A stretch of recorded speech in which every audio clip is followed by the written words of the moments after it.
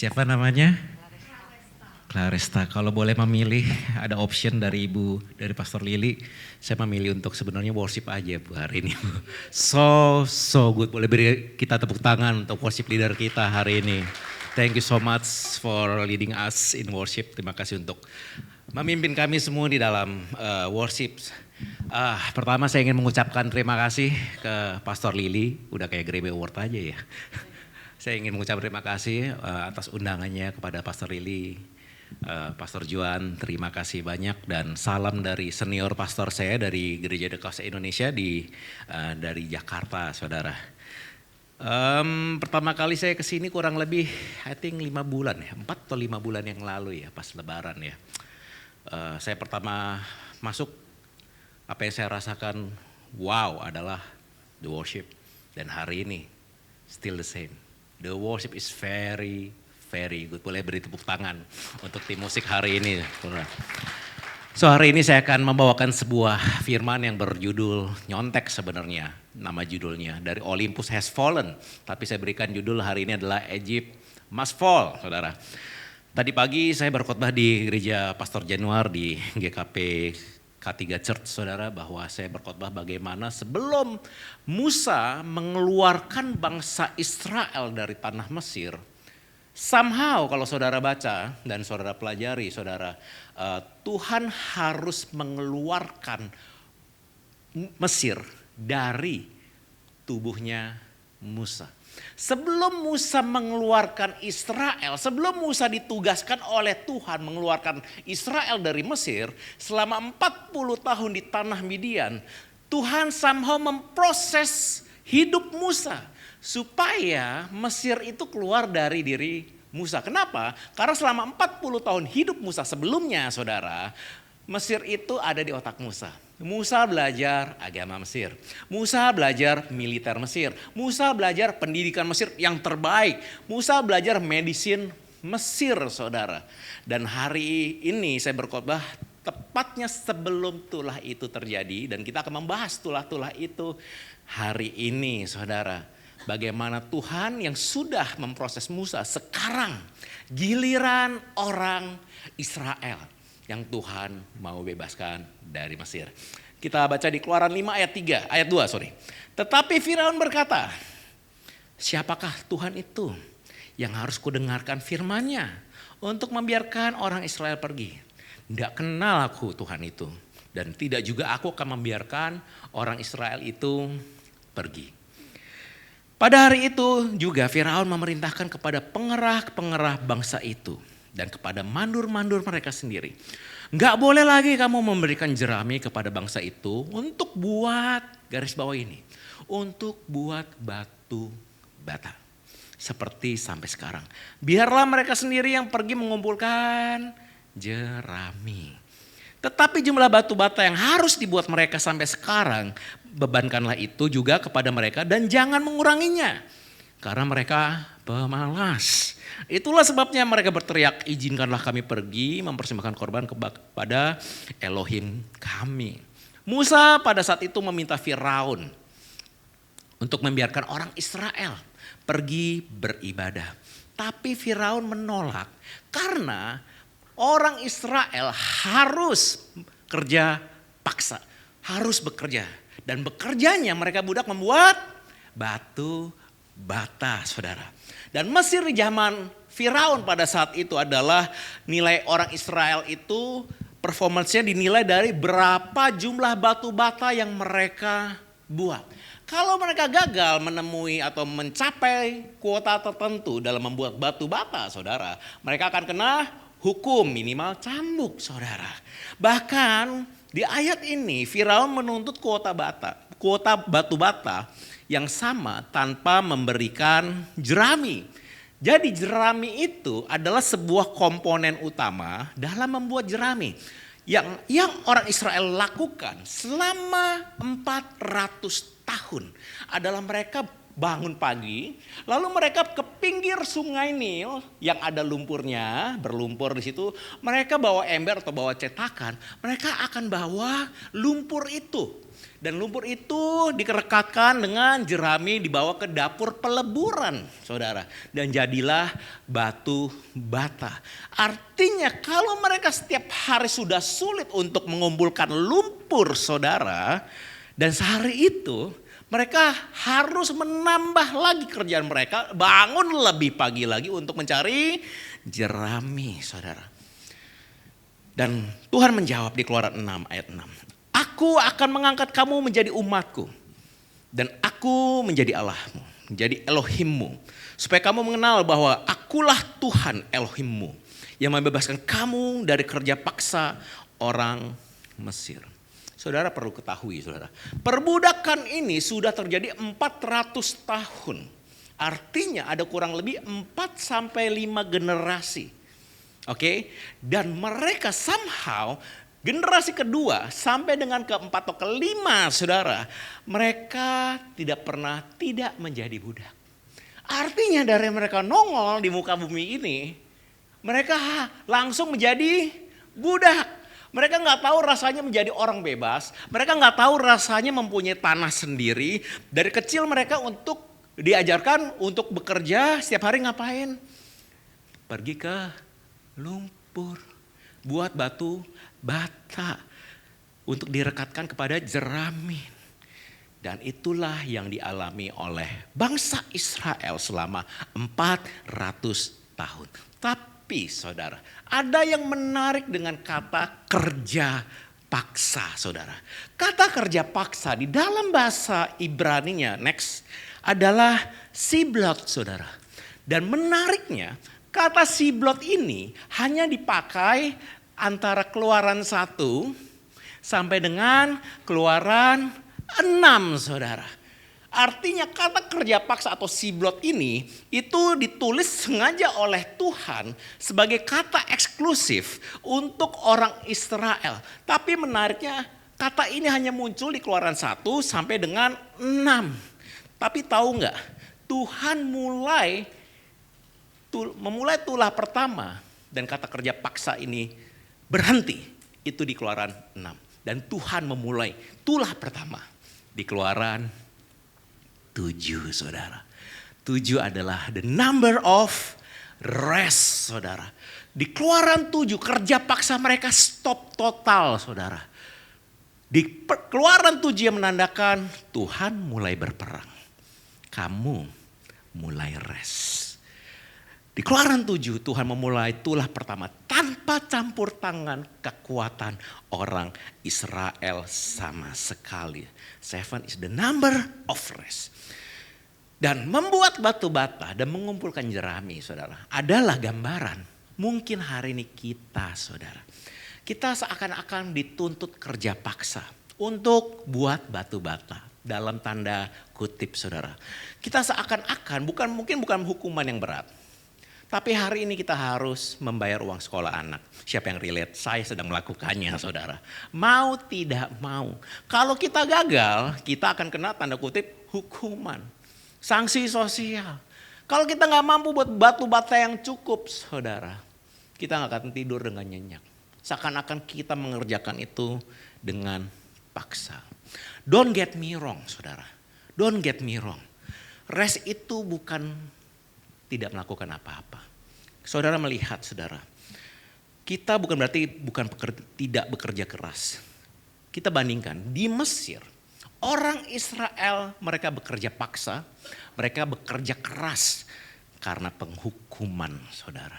Karena identitas mereka adalah budak, saudara. Tapi di tanah perjanjian, ketika mereka sudah masuk ke tanah perjanjian, mereka tetap bekerja keras. Tetapi identitas mereka bukan lagi budak, tapi mereka bekerja keras. Karena mereka bersyukur Tuhan sudah membuat mereka masuk ke tanah perjanjian. Dan identitas mereka bukan lagi budak. Identitas mereka adalah anak Tuhan. Orang yang dikasihi Tuhan. Orang yang sudah dibebaskan dari tanah Mesir, saudara. Dan di tanah perjanjian itu ada satu syarat. Ada satu syarat. Di hari ke-7 kamu harus sabat. Kamu harus rest.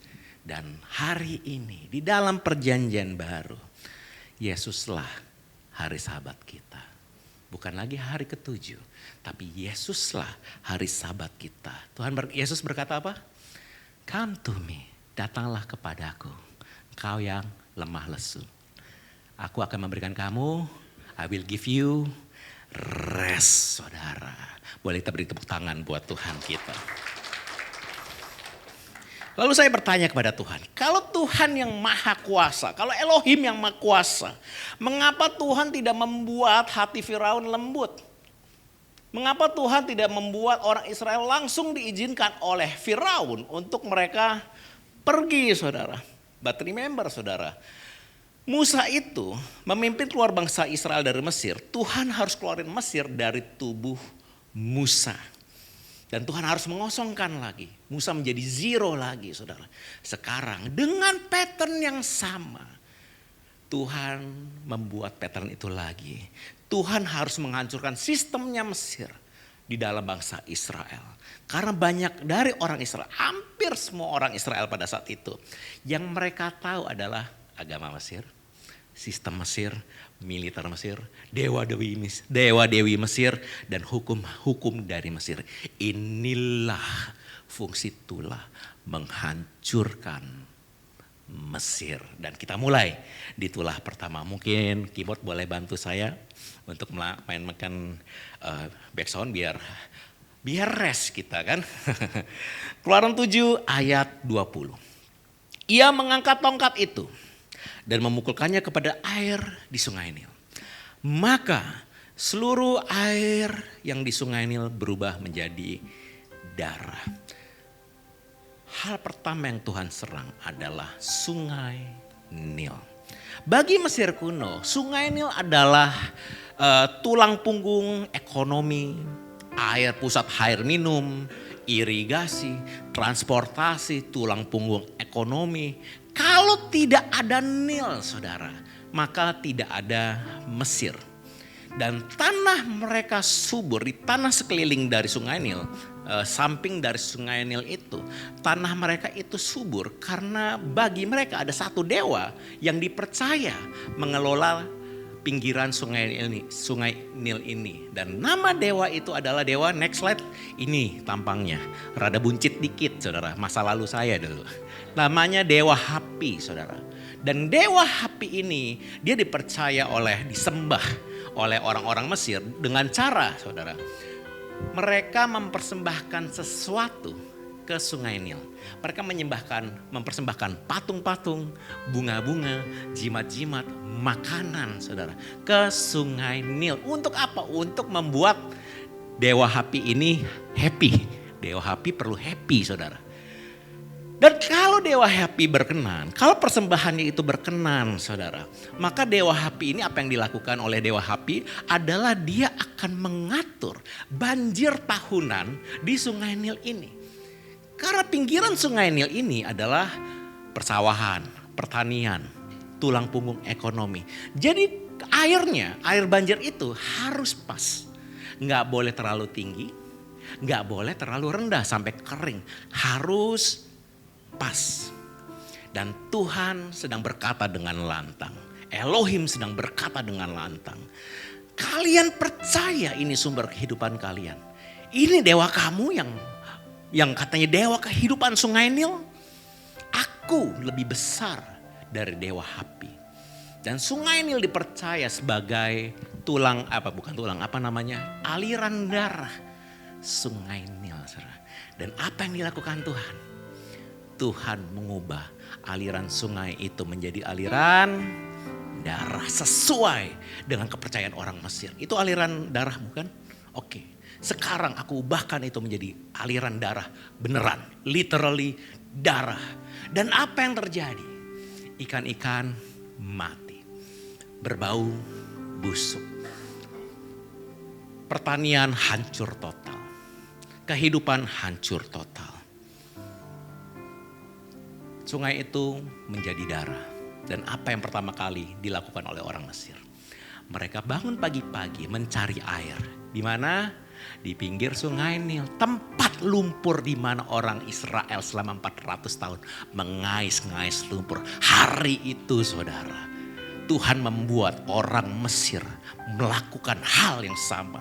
Mengais air bersih di lumpur. Seakan-akan Tuhan berkata kepada orang Mesir, kamu sudah membuat bangsaku 400 tahun bermain lumpur. Sekarang aku akan membuat kamu bermain lumpur juga. Itulah cara Tuhan membalas. Tapi ada hal yang indah saudara.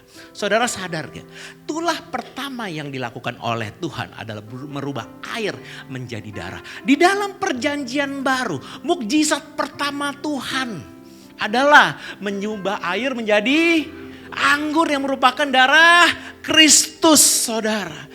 Kalau air di dalam sungai Nil saudara, ketika Tuhan mengubahkan itu, air menjadi sumber kematian, air menjadi sumber duka cita saudara. Tapi di mukjizat pertama yang Yesus lakukan, air itu berubah menjadi darah, menjadi anggur yang merupakan darah Kristus saudara. Bukan lagi melambangkan kematian, bukan lagi melambangkan duka cita, tapi justru melambangkan sukacita sejati saudara. Dan tadi Pastor Lili sudah ada ayatnya, yaitu Yohanes 6 ayat 54.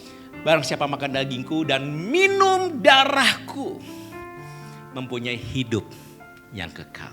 Kalau di Mesir terjadi kematian, tapi darah Kristus dia membawa kehidupan saudara. Amin. Boleh kita beri tepuk tangan buat Tuhan kita. Aliran darah sungai Nil membawa kematian. Aliran darah dewa Hapi. Sebenarnya ada satu dewa lagi, dewa Osiris saudara. Dipercaya sebagai aliran darah sungai dewa Osiris. Melambangkan kematian. Tapi darah Yesus memberikan kehidupan. Terkadang saudara, hidup kita, air kita berubah sama seperti air Mesir, air sungai Nil itu berubah.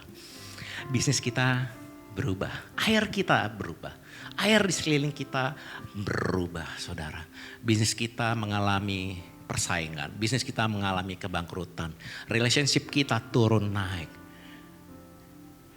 But remember saudara, Tuhan yang sama, Elohim yang sama, yang sanggup mengubahkan air menjadi kematian. Sama seperti Tuhan yang sama, air menjadi kehidupan. Dia adalah Tuhan yang sama, yang sanggup mengubahkan airmu yang keruh untuk membawa kehidupan, bukan kematian. Intermezzo sedikit saudara. Di mukjizat pertama, kalau saudara ingat saudara, pernikahan itu kacau balau karena gak ada anggur saudara. Oke?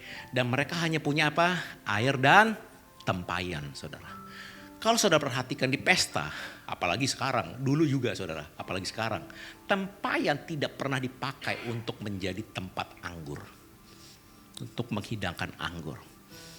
Kalau hari ini saudara hanya punya air yang rasanya tawar atau bahkan keruh. Dan saudara hanya punya tempayan, 6 tempayan. You know 6 tempayan ada maksudnya apa? Usaha manusia. Bawa usahamu ke kaki Yesus. Dia sanggup ubahkan airmu menjadi anggur saudara.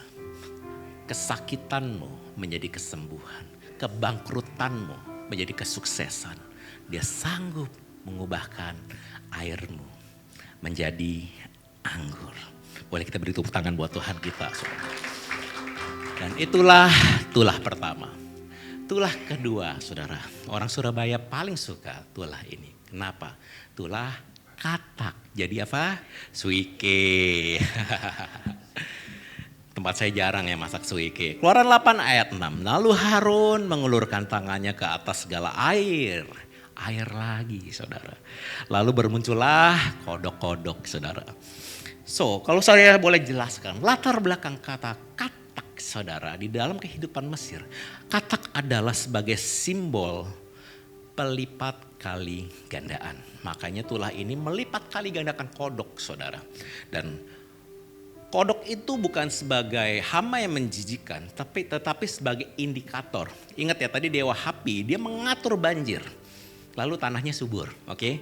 Kalau tanahnya subur, nggak terlalu kering dan tidak terlalu basah, maka akan keluar secara organik kodok-kodok.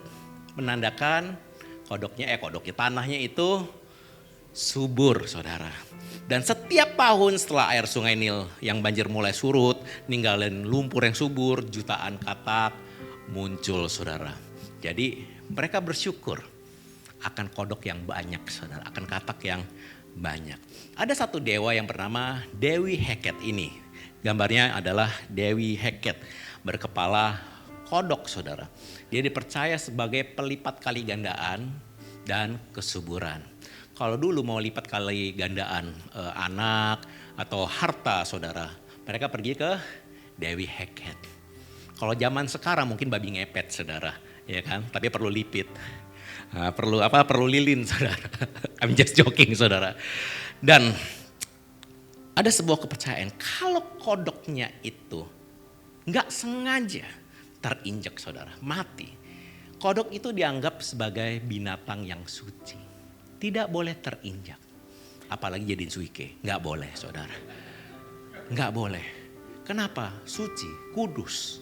Oke, tapi tahu nggak? Ketika Tuhan menyerang di tulah kedua, kodoknya mungkin udah bukan jutaan. Di seluruh tanah Mesir ada kodok, saudara. Saudara bayangkan di sini ada kodok semua, saudara. Lo tahu nggak? Keluaran di Firaun ngomong di Keluaran 6 seperti ini. Kemudian Firaun memanggil Musa dan Harun serta berkata, berdoalah kepada Tuhan supaya apa? Dijauhkannya kata-kata itu daripadaku dan daripada rakyatku. Maka aku akan membiarkan bangsa itu pergi supaya mereka mempersembahkan korban kepada Elohim. Seakan-akan Tuhan berkata kepada Firaun dan orang-orang Mesir, kamu akan muak dengan pelipat kali gandaanmu sendiri. Kamu akan muak dengan Dewi Heketmu sendiri. Saudara, di tulah kedua, para imam-imam atau tabib-tabib orang Mesir, saudara, mereka sanggup untuk melipat kali gandaan kodok juga, saudara. Bagi mereka itu normal. Tapi hari itu, saudara, Firaun memohon-mohon, jauhkanlah daripada aku. Aku gak mau lihat kodok-kodok itu. Sesuatu yang tadinya disembah oleh bangsa Mesir.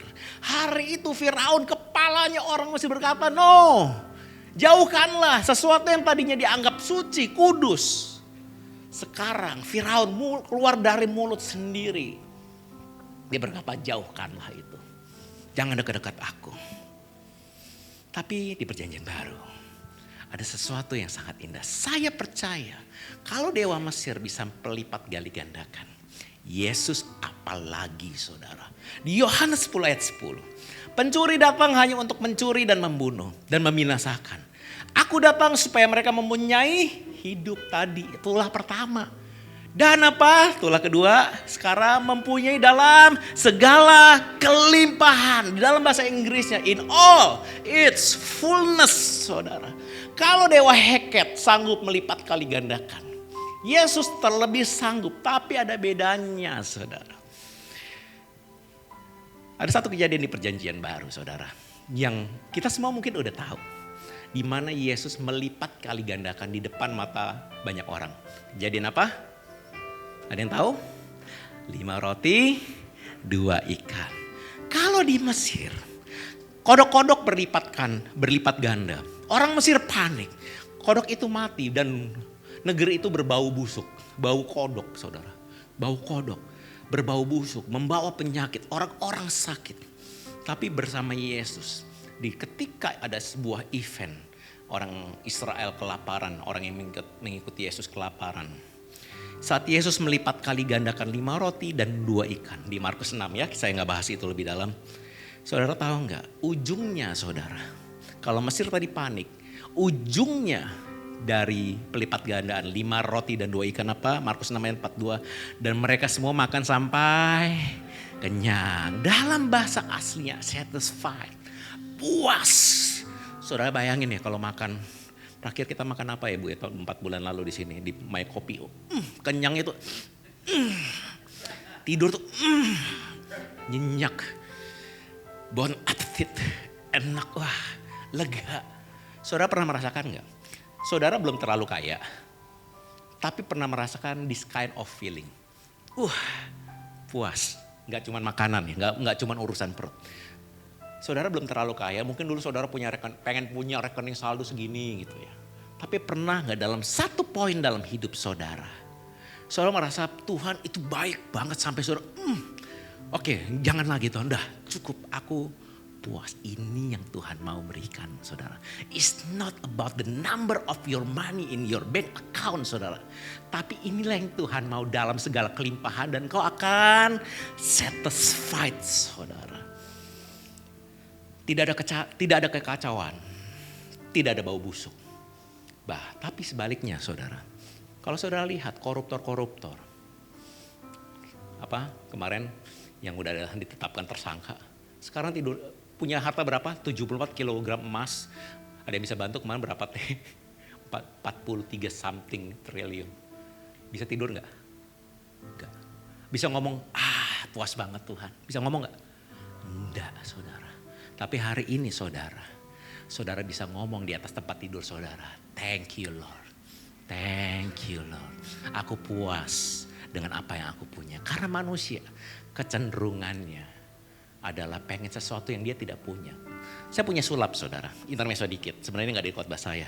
Bapak aja karena Bapak paling deket Pak sama saya Pak. Coba pikirkan. Sebuah saldo di dalam bank accountmu. Oke. Saya bisa tebak Pak. Yang kau inginkan ya, bukannya sekarang. Yang kau inginkan. Saya bisa tahu Pak, isi otakmu. Coba pikirkan suatu angka Pak. Udah? Saya bisa tebak Pak. Lebih dari tabunganmu sekarang.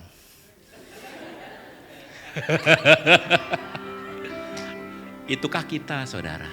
Kita menginginkan sesuatu yang lebih dari apa yang Tuhan sudah percayakan dalam hidup kita.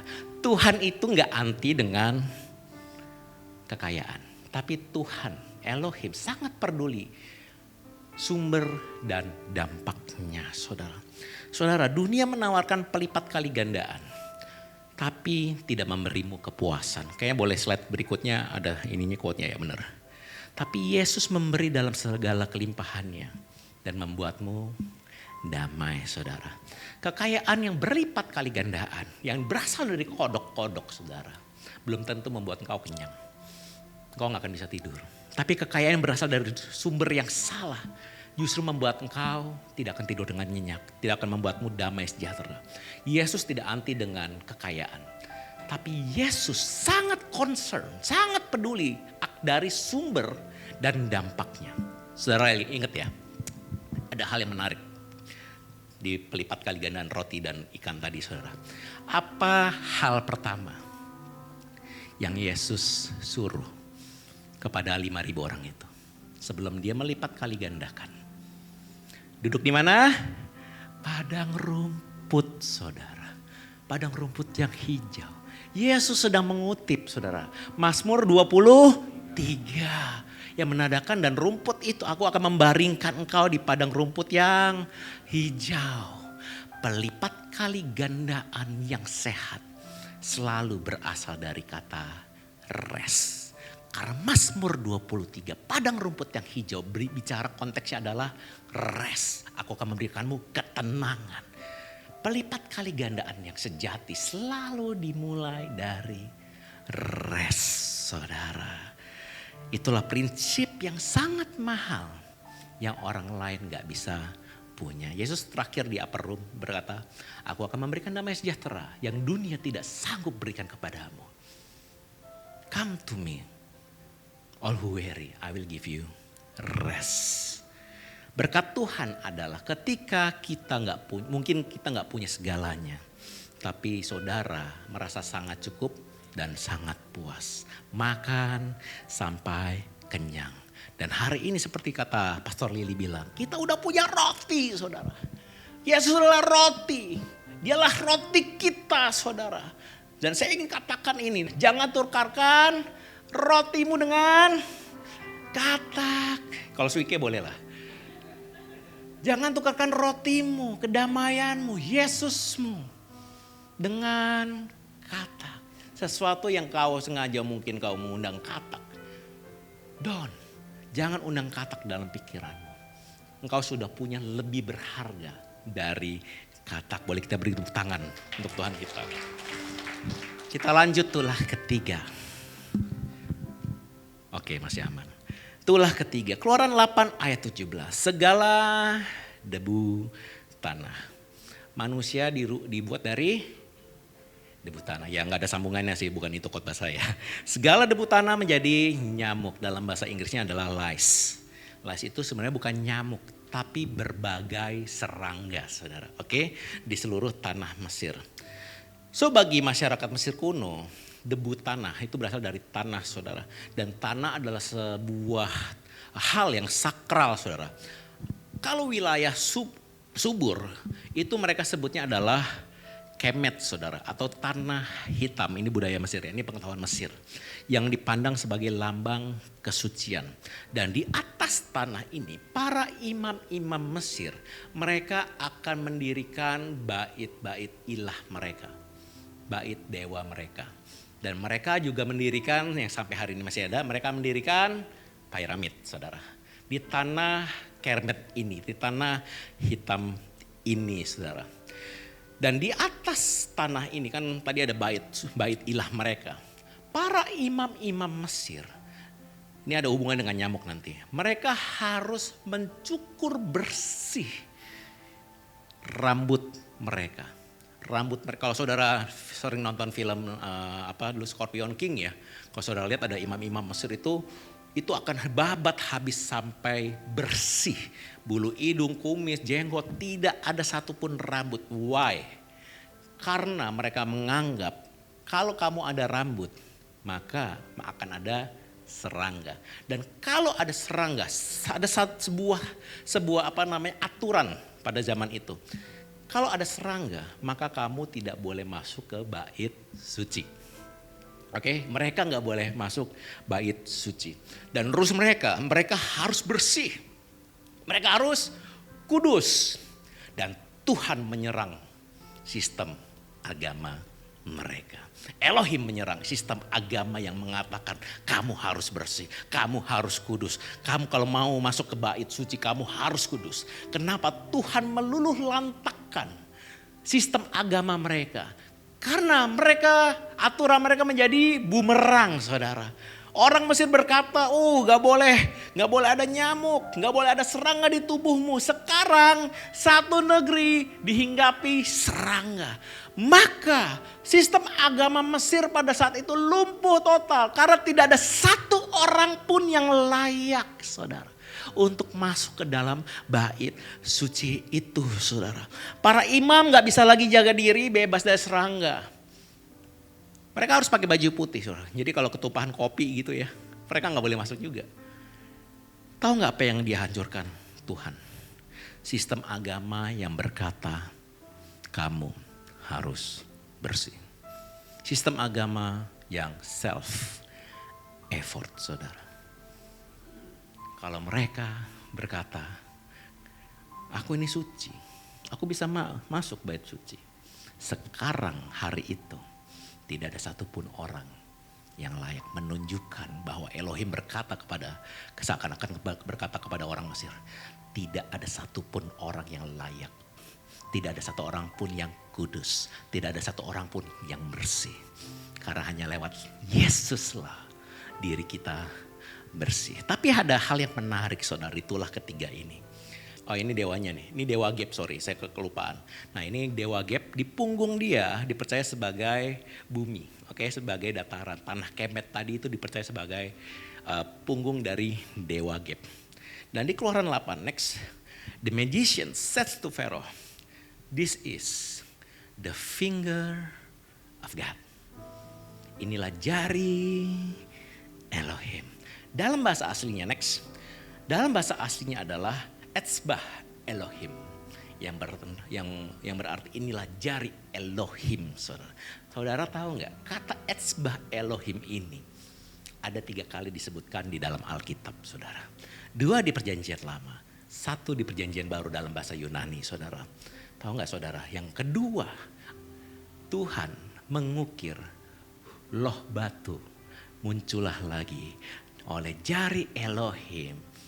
Dibuatnya 2 loh batu dengan peraturan 10 perintah Tuhan, saudara. Yang mengekspos bahwa kita tidak akan pernah layak. Tapi di perjanjian baru, next. But Yesus lagi ngusir setan, saudara. Saya lupa ngusir setan atau lagi nyembuhin orang, saya lupa nih. Usir setan kayaknya. But if I drive out demons by the finger of God, then the kingdom of God has come. Sudah datang, telah datang upon you. Yang menandakan kayak Yesus akan ngomong kalau Yesus akan ngomong ke orang-orang Yahudi. Ingat gak? Tulah ketiga. Sekarang aku ngusir setan pakai jariku. Seakan-akan Tuhan ngomong, saudara. Seakan-akan Tuhan ngomong ke Dewa Geb tadi. Aku ngancurin sistem agama Mesir pakai jari. Aku ngusir setan. Yesus ngusir setan pakai apa? Pakai jari, saudara. Sangat gampang, saudara, untuk ngusir setan pakai jari. Tapi ada hal yang jari Tuhan tidak bisa lakukan. Ada hal yang Tuhan tidak bisa lakukan hanya dengan jarinya. Saudara tahu nggak apa itu? Menembus kita, saudara. Menembus kita. Sangat gampang untuk Tuhan ngusir setan. Sangat gampang untuk Tuhan melakukan mukjizat, kesembuhan, kebangkitan. Sangat gampang, saudara. Tapi untuk menebusmu, saudara. Untuk menebus kita, saudara. Nggak cukup pakai jari. Dia harus bayar pakai darah yang mahal. Dia harus bayar pakai kematian dan kebangkitannya. That's why, saudara, kita jangan meng-underestimate karya keselamatan. Kita pikir malah kebalikan. Wih, ngusir setan keren banget, saudara. No, itu pakai jari. Tapi menembusmu, saudara, sangat-sangat mahal, saudara. Saya pernah buktikan, saudara, ngusir setan. Saya kalau ada setan saya yang dipanggil, saudara. Nggak tahu kenapa, mungkin mirip setan gitu. Suatu hari saya dipanggil sama salah satu, dia punya satu klaster, dia mau bangun apartemen, mangkrak 4 tahun karena nggak punya duit. Terus udah punya duit, dia panggil saya, ini ada setannya. Kemarin karyawan saya, office boy saya, ada keris sama buntut babi, saudara. Kalau buntut sapi enak juga ya dimasaknya. Ada buntut babi sama keris nancep di area yang berbeda. Ada sekitar 4 hektar di situ. Oke, boleh saya usir. Tapi bukan saya yang ngusir. Saya datang, tapi bukan saya yang ngusir. Saya bawa 2 rekan saya. Anak gereja saya. Gak pernah ngusir setan sama sekali. Saya akan buktikan ke Bapak. Mereka orang biasa. Bedanya sama saya gitu, orang biasa juga. Cuma saya punya pengalaman ngusir setan. Saya akan buktikan gak butuh pendeta untuk ngusir setan. Singkat cerita, mereka yang ngusir, mereka yang doain 10 titik atau 8 atau 10 titik. Saya di belakang nyalain lagu rohani biar mereka gak tegang gitu kan. Doain 10 titik. Di ujungnya, saudara, di terakhirnya office boy tadi yang melihat keris katanya. Saya bilang ke dia, mana tadi yang lokasinya keris? Sama buntut babi. Udah Pak, mereka persis di titik itu mereka doakan. Artinya apa, saudara? Kalau engkau ngalamin ada setan-setan or sejenisnya, butuh pelayanan Ghostbuster, roh di dalam dirimu lebih besar dari roh apapun dari dunia ini. Engkau gak butuh pendetamu. Engkau gak butuh pendetamu. Iblis itu intermezzo sedikit. Ketika Goliat, mengancam, menginsult, bahasa Indonesia, mengintimidasi orang Israel. 40 hari 40 malam, ingat ya. Logikanya begini, kalau Goliat yang merupakan lambang iblis, kalau Goliat sekuat itu, kenapa nunggu 40 hari? Kalau saya jadi Goliat, saya punya power, saudara. Gone in a second, saudara, orang Israel. Artinya apa? Iblis itu tidak ada sengatnya. Oleh sebab itu ada ayat bilang apa? Hai maut, di mana sengat? Saudara is the real Ghostbuster, saudara. Amin, saudara. Jadi jangan anggap remeh, saudara.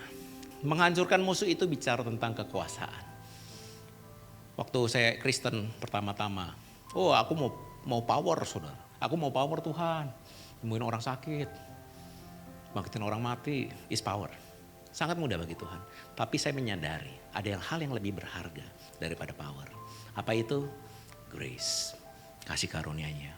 Karena kalau power Tuhan melakukan dengan jari. Tapi kalau kasih karunia Tuhan melakukan dengan nyawanya. Saudara, boleh kita beri tepuk tangan buat Tuhan kita, saudara. Berhenti mencukur dirimu, tanda kutip ya. Maaf ya Pak Juan, maaf ya. Bapak boleh cukur terus gak apa-apa. Tapi ini tanda kutip. Berhenti mencukur rambutmu sendiri. Saudara gak perlu kudus. Saudara gak perlu bersih. Justru Yesus yang datang membersihkanmu. Yesus yang datang menghapus dosamu, saudara. Dan kita lanjut ke tulah keempat. Tulah lalat pikat.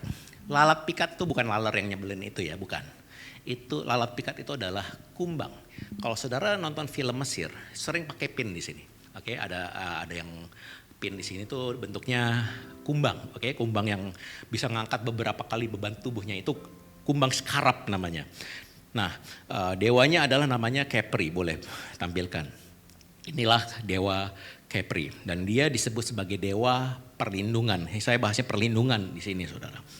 Dan orang-orang Mesir menganggap dewa Kepri ini adalah dewa perlindungan. Makanya pin yang tadi saya sebutkan, kalung pin, itu merupakan lambang perlindungan, jimat, saudara. Oke, itu jimat perlindungan orang-orang Mesir.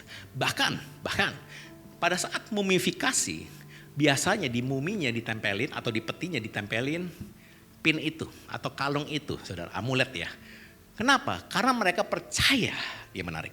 Mereka percaya dewa Kepri ini juga bisa membebaskan orang Mesir pada di saat kematiannya supaya tidak kena penghakiman. You know, mirip siapa? Yesus Kristus.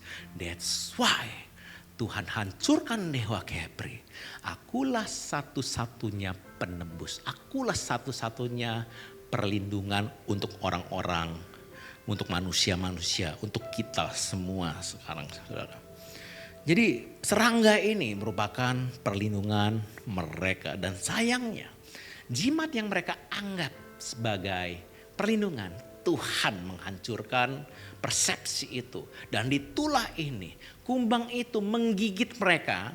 Kumbang itu menggigit tanah mereka. Tidak ada lagi perlindungan. Di situ ada pertumbuhan juga. Dewa pertumbuhan yang bertanggung jawab dalam pertumbuhan. Tanah mereka digrogotin habis. Tidak ada pertumbuhan di tanah mereka, saudara. Dan menariknya, saudara. Menariknya, kalau di tulah 1 sampai dengan ketiga, Tuhan mengizinkan orang Israel merasakan. Baru di tulah keempat, Tuhan melakukan yang namanya pemisahan atau perbedaan.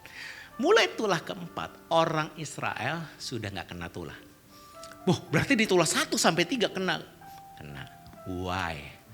Karena orang Israel mostly yang berjumlah berapa juta orang itu, 4 juta kalau saya, correct me if I'm wrong, 4 sampai 5 juta termasuk anak-anak dan orang tua, saudara. Mereka tidak kenal Tuhan. This is di tulah 1 ke-3. This is the first time mereka melihat kekuasaan Tuhan di depan mata mereka sendiri. That's why Tuhan declare, akulah Tuhan, akulah Elohim. Akulah Tuhanmu, akulah melindungimu. Bukan sungai Nil, bukan dewa apimu. Nah di tulah keempat, ketika orang Israel, ya cuma kena tulah 1 dan sampai tulah 3. Di tulah keempat, Tuhan mengadakan yang namanya pembedaan, saudara. Pembedaan, saudara. Next di Keluaran 8 ayat 23. Aku akan mengadakan perbedaan. Dalam bahasa aslinya adalah pedut. Bukan gendut ya, pedut. Antara umatku dan bangsamu. Dan kata pedut artinya apa? Penebusan, saudara. Penebusan. Kalau tulah 1 sampai 3, orang Israel beralasan, gue kan jauh, gue kan di tanah Goshen ya. Jadi gak kena. Tapi di tulah 1 ke 3 mereka juga kena, saudara. Artinya it's not about location. Mereka kena. Tapi jari Tuhan yang tadi di tulah keempat mengadakan sebuah pembedaan, saudara. Dan pembedaan itu saya kira saudara, perlindungan itu Tuhan kasih aja kayak dom gitu ya, kayak sebuah batasan, saudara. Ya tadi saya sempat di gereja yang pertama, saudara, gereja Pasar Yanuar. Intermezzo sedikit. Do you know bendera Israel? Saya tidak ngomongin politik ya, kontroversi. I know kontroversi. Tapi bendera Israel itu lambangnya adalah the shield of David, the star of David. The star of David mempunyai berapa sudut segitiga? Pastor Lili diam. Segitiganya ada berapa sudut, saudara? Ya, tadi ada curang. Sudutnya ada 6. Oke, masing-masing, ya, siapa yang guru matematika di sini? Masing-masing sudutnya berapa derajat?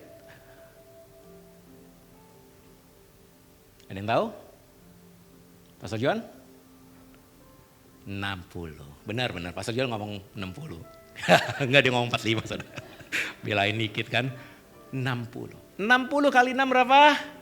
360. Perlindungan dari berbagai sisi.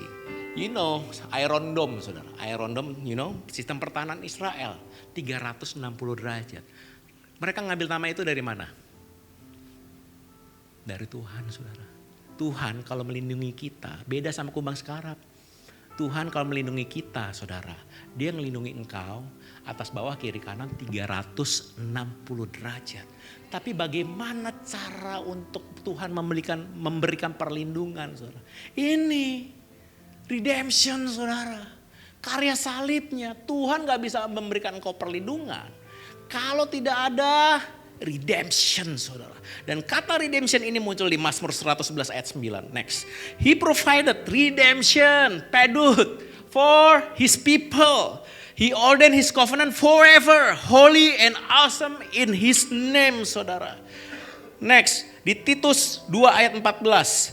Yesus Kristus yang telah menyerahkan dirinya bagi kita untuk membebaskan kita, pedut, saudara, dari segala kejahatan, saudara. Sebelumnya coba, slide sebelumnya. Dalam bahasa Indonesia, ia memberikan kebebasan. Kebebasan itu bicara penebusan, saudara. Kalau kita pikir, wah gue jadi orang bebas sekarang, berarti gue boleh melakukan apapun yang gue mau dong. Itu bukan kebebasan, saudara. Karena kebebasan bicara penebusan. Kebebasan bicara ada harga yang dibayar, saudara. Kebebasan bicara tentang penebusan, bukan apa yang kau bisa lakukan atau tidak, saudara.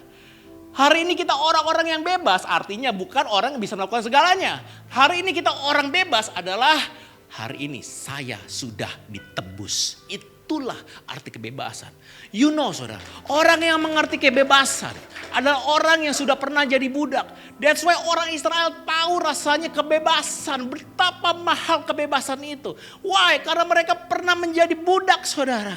Kalau saya aja, saudara. Saya tidak pernah tahu rasanya menjadi budak, saudara. Artinya saya tidak pernah bisa fully mengerti menjadi orang bebas. Kenapa? Saya gak pernah jadi budak, saudara. Tapi kalau saudara mengetahui, menyelidiki lebih dalam tentang arti kebebasan, saudara. Kalau saudara pernah menjadi budak, atau kalau saudara pernah di penjara, ada yang pernah di penjara? Enggak ya, bercanda, jangan angkat tangan. Saudara akan menghargai kebebasan, saudara. Saya punya teman, saudara. Kasus narkoba. Oke, di penjara udah setahun. Somehow.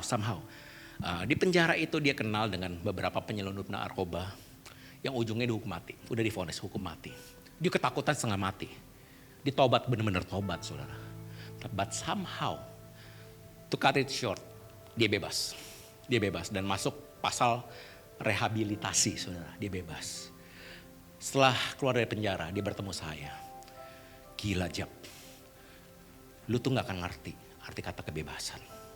Kita nih ngopi pagi-pagi di kopi tiam gini nih. Ini sangat-sangat berharga dibandingin orang-orang di penjara yang udah divonis mati. Di situ saya baru mengerti, saudara. Saya baru ngeklik dari apa yang dia ngomong. Dari seorang narapidana, mantan narapidana. Artinya kebebasan. Remember, saudara, kebebasan bukan bicara apa yang kau bisa lakukan atau tidak. Kebebasan bicara engkau sudah dibayar lunas. Yesus berkata, tetelestai. Tetelestai.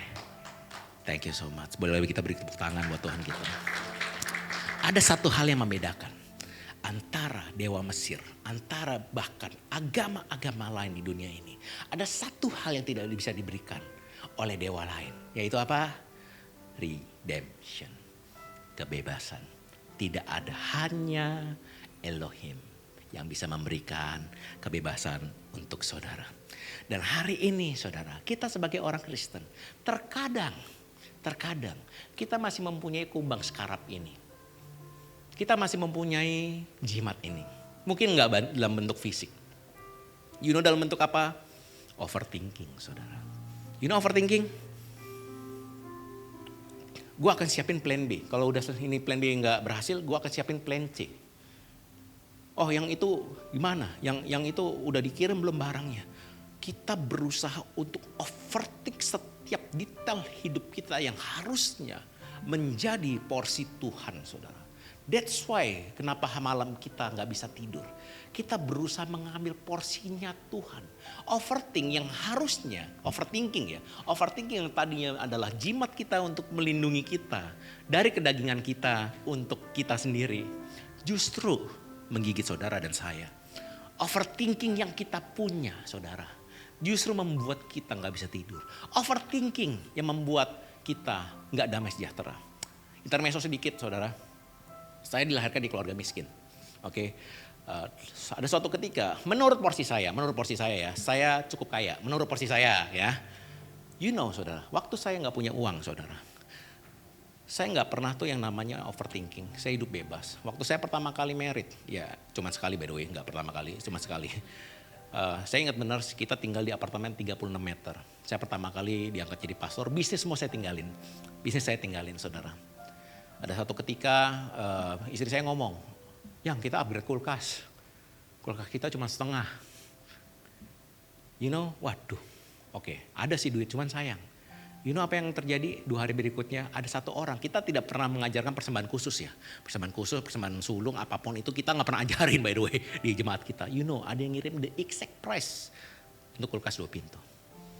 Berapa bulan kemudian saya ngomong ke istri saya, yang kayaknya ya kita udah lama gak keluar negeri.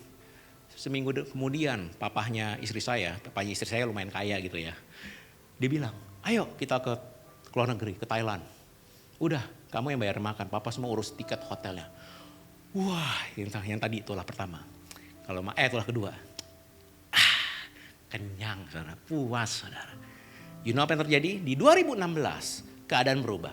Saya menjadi cukup kaya menurut porsi saya. Oke, you know apa yang terjadi? Saya sehari bisa ngeliat klik bca.com tuh lebih dari 15 kali saudara. Yang ketawa relate. Waduh duit gue yang ini kemana ya? Aduh yang ini kok belum bayar? Waduh yang ini kok kurang ya? Kok gak sesuai ekspektasi gue ya duitnya ya? Suatu hari saya di Sumarekon Mall Serpong. Sebelum itu saya kalau beli handphone baru beli, mobil baru beli. Saya beli semua, saya sanggup.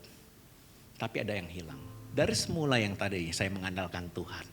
Sebagai saya roti saudara, saya mengandalkan roti. Sekarang jadi kodok saudara. Di suatu hari di tengah mall, saya ngomong ke diri saya datang ke mall, barang apa lagi ya yang gue bisa beli supaya gue bisa puas. Di situ saya tahu saya sedang sakit saudara. Di situ saya tahu meskipun saya secara finansial bertambah, tapi saya sedang tidak baik-baik saja saudara. That's why saudara, overthinking yang tadinya kita pakai untuk melindungi aset kita, justru sekarang menyerang kita. Dan you know saudara, penebusan ketika Tuhan memberikan perlindungan di tanah Goshen. Bukan orang Israel yang menempati tanah yang tepat, tapi Tuhan yang menarik garisnya di sekeliling Goshen. Bukan kamu yang memilih tanah yang benar, Tuhan yang menarik garisnya. Dan kita ada di dalamnya. It's not about your ground. Bukan masalah tanah mana yang benar, tanah mana yang salah. Keputusan mana yang benar, keputusan mana yang salah. Saudara ingat Lot dan Abraham saudara. Lot memilih tanah yang terbaik. Dan hidupnya gak damai sejahtera. Abraham kedapatan sisanya tanah yang tandus. Tapi Tuhan buat lebih kaya, lebih damai sejahtera. It's not about your ground. Tapi jari siapa yang sedang melindungi engkau. Boleh kita beri tepuk tangan buat Tuhan. Jangan takut masalah tempat. Jangan takut masalah tanah. Jangan takut masalah keputusan. Ya tapi jangan bego-bego amat juga, pakai hikmat saudara. Karena Tuhan akan melindungi engkau. Dan kita sampai di tulah kelima. Saya akan bawakan sampai tulah 10. Enggak tulah 5 saudara. Oke, masih bersambung next time saudara. Masih digoreng tulah ke-6 dan seterusnya. Tulah kelima. Keluaran 9 ayat 3. Maka tangan Tuhan akan mendatangkan penyakit sampar. Garis bawah ini kata bahasa Asia adalah dafar. Yang sangat dahsyat atas ternakmu yang ada di padang, atas kuda, keledai, unta, lembu sapi dan kambing domba. Wah gak ada babi, berarti orang kurang beruntung mereka. I'm just joking saudara. So ternak, jadi yang dibunuh sama Tuhan adalah ternak saudara. Siapa yang lagi diserang? Next. Ada satu dewa bernama Dewa Apis dan Dewi Hathor. Nah Dewa Apis ini mempunyai bentuk fisik real di dunia nyata. Oke, meniru siapa? Tuhan dan Yesus yang menjadi fisiknya. Tapi Dewa Apis dalam bentuk fisik ini bukan manusia. Tetapi satu banteng suci. Namanya banteng Apis saudara. Oke, nah banteng Apis ini dia ditaruh di bait ilah mereka, dan banteng Apis ini setiap hari diberikan makan yang terbaik, jagung yang terbaik, dipijitin setiap hari saudara, diberikan dikipasin setiap hari. Siapa yang mau jadi banteng Apis? Saya nggak mau saudara, karena mati. You know, orang Mesir menganggap ternak itu adalah sebuah aset yang berharga. Mereka menganggap banteng apis itu aset yang sangat berharga. Kalau misalnya banteng apisnya mati karena penyakit ya, bukan karena tulah ini ya sebelumnya ya. Satu kota, satu bangsa itu akan mendeklar hari kabung nasional. Mereka sedih, kenapa? Karena aset mereka mati saudara. You know, kita mempunyai banteng apis saudara. Nah itu apa? Bull market saudara. Bull market saudara. Saya termasuk, saya bicara saya aja deh ya. Saya bicara saya aja. Karena saya tahu yang main saham lagi nangis semua saudara hari ini saudara. Ya kan? Kita setiap hari pijit aset kita. Saham kita. Liatin terus, kipasin terus, doain terus supaya naik saudara. Tapi sama seperti Tuhan menghancurkan ternak. Sama seperti Tuhan hari ini. Bahwa mau memberitahu kepada kita aset, jangan letakkan rasa aman, rasa sekirmu di asetmu. Jangan letakkan itu, jangan letakkan rasa aman, kedamaian itu di bull market. Seringkali rasa aman finansial, portofolio investasi, hijau semua tapi yang terjadi merah semua, aset properti, bisnis yang meroket, itu membuat kita menjadi sombong dan bersandar pada saham kita, pada aset kita, pada properti kita. Kita mulai memijat dan menyembah aset kita saudara. So jangan letakkan rasa aman dan identitasmu di asetmu saudara. Identitas kita aman di dalam Kristus Yesus. Tapi ada yang menarik tentang kata penyakit sampar ini saudara. You know saudara, next nah ini. Dafar artinya sampar. Tapi saudara lihat tulisan pitologinya, tulisan Ibraninya. Sangat mirip, cuma beda titik, ada 3 titik, yang 1 T. Yang satu artinya sampar penyakit. Yang satu artinya firman saudara. Di perjanjian lama, dafar, ngomongnya juga sama, dafar. Dafar itu di perjanjian lama artinya penghukuman. Untuk mematikan ekonomi Mesir saudara. Tapi saudara tahu gak, kalau Dewa Apis punya banteng Apis di perjanjian baru. Firman, logos menjadi manusia saudara. Kalau tadi orang Mesir menyembah Dewa Apis dan gagal. Firman itu menjadi penyakit sampar membunuh. Di perjanjian baru firman itu, logos itu menjadi manusia. Dan diam di antara kita saudara. Kita boleh sembah Yesus. Kita boleh fokuskan. Kalau tadi kita jangan pikirkan rasa secure kita ke bull market, ke banteng apis. Tapi hari ini Yesus berkata apa? Come to me. Kemarin saya lagi ngobrol Perbaharuilah akal budimu kepada Kristus Yesus, saudara. Pastor Lili kemarin ngomong, sembari makan kepiting. Pokoknya Yesus semuanya harus terpusat. Ini maksudnya, saudara. Tempatkan rasa amanmu, rasa damaimu. Saya terkadang kalau malam kebangun gitu, waduh, yang itu belum bayar. Terus saya teringat satu kata ini. Oh, tenang aja. Satu kata ini bernama ada Yesus. Ada Yesus. Saya tidur nyenyak lagi, saudara. Saya tidur nyenyak lagi. Gak lama saya dibayar, saudara. Gak lama dapat PO baru, saudara. Gak lama bisnis saya berjalan lagi, saudara. Listen to this, saudara. Banteng apis bisa mati. Kekayaanmu mungkin hari ini bisa terguncang. Tapi ada satu hal yang tidak bisa terguncang. Firman yang menjadi manusia tidak bisa terguncang, saudara. Kekayaanmu bisa terkena wabah, tapi pemeliharaan Tuhan tidak akan bisa. Tidak ada yang sanggup memisahkan antara aku dengan engkau. Seberapapun dalamnya lautan, setinggi apapun gunung, tidak ada yang sanggup memisahkan kasih-Mu daripadamu. Dan mengapa, saudara? Mengapa Tuhan melakukan hal ini semua? Bagi Tuhan, bagi Tuhan sangat gampang untuk mengeluarkan Israel dari Mesir. Sangat gampang, saya percaya sangat gampang. Tapi butuh proses yang justru kebalikannya. Mengeluarkan Mesir dari Israel. Mengeluarkan Mesir dari otaknya Israel. Mengeluarkan agama Mesir, mengeluarkan sistemnya Mesir. Sangat gampang membuat engkau kaya bagi Tuhan. Tapi butuh proses bagaimana engkau dan saya melihat Tuhan mengeluarkan Mesir di kepala kita. Jauh lebih berharga supaya Mesir harus keluar. Egypt must fall from your head. Egypt must fall from ourselves. Supaya yang tersisa adalah firman yang menjadi manusia. Boleh tepuk tangan buat Tuhan kita, saudara. God doesn't just take you out of Egypt. Tuhan gak hanya mengeluarkan engkau dari Mesir. Tapi dia juga mengeluarkan Mesir daripadamu, saudara. Next, saya ingin saudara kunyah ini. Kunyah ini, saudara. Supaya kita sungguh-sungguh merdeka. Kristus telah pedut, menebus, memerdekakan kita. Bicara bukan untuk membuat kau menang perang, tapi penebusan. Karena itu berdirilah teguh dan jangan mau lagi dikenakan kuk perhambaan. Jangan diperhambakan dengan sistem dunia.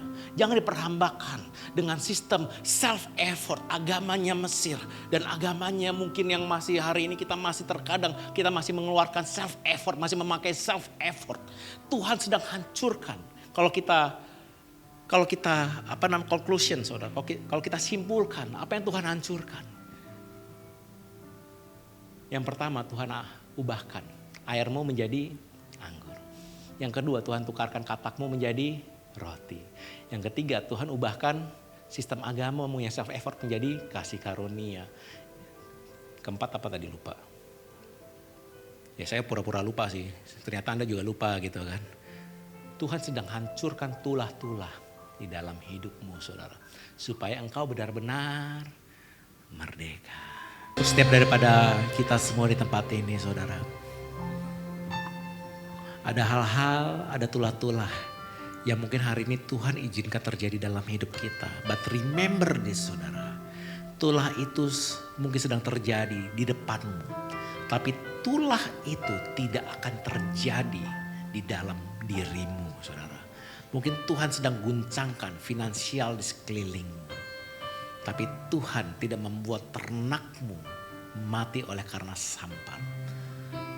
Tuhan yang sama yang mengubahkan air menjadi kematian di tulah pertama adalah Tuhan yang sama yang mengubahkan airmu menjadi sumber kehidupan. Saya ingin berdoa untuk daripada saudara hari ini yang mengalami sakit penyakit. Kau tidak perlu angkat tangan, kau tidak perlu taruh tanganmu di dada. Karena Tuhan sudah melihatnya. Aku berdoa untuk setiap daripada engkau yang hari ini sakit. Kiranya Elohim menyembuhkan engkau di dalam nama Yesus. Kesembuhan itu sedang terjadi.